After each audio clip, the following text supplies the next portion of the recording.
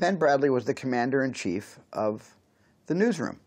And maybe Kate Graham was the commander-in-chief of the news organization with her television holdings and other publications. But he was the captain of that ship, Ben Bradlee was, just the same way he was the captain of a ship in his early 20s in World War II.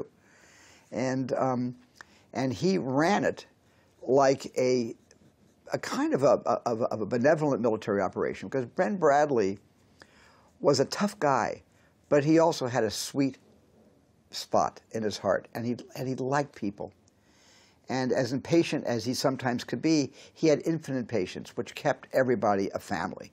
He really held that entire news office together, that floor of that newsroom together. That was a family. Handpicked by Ben and trained by Ben, and turned into one of the greatest news families in history.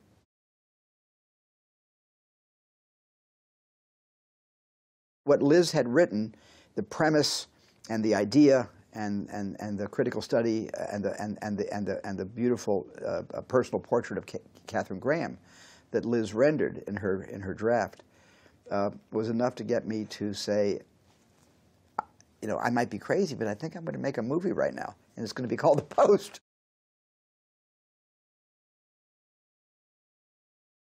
I cannot imagine anybody else playing Katharine Graham the way Meryl Streep acquitted the nature of her character and plumbed the depths of her life in under 2 hours.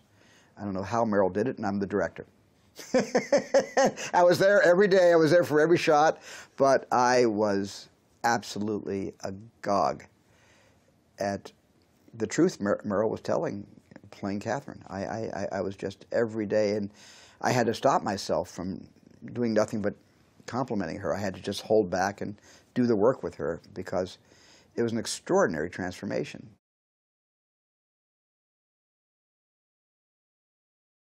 Tom and I both knew Ben. Ben Bradlee was my neighbor for many, many years. He lived right across the street. He and Sally Quinn lived right across the street from me on Long Island.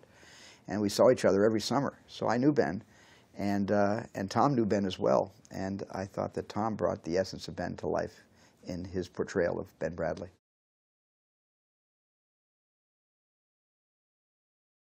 The first thing I noticed was she had a great body laugh.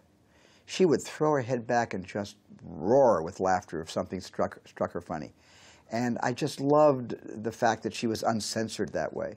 And she was an extremely warm person. She just invited you to open up your life and tell her anything she wanted to know. I mean, she was really good company for that hour and a half, and I never forgot it.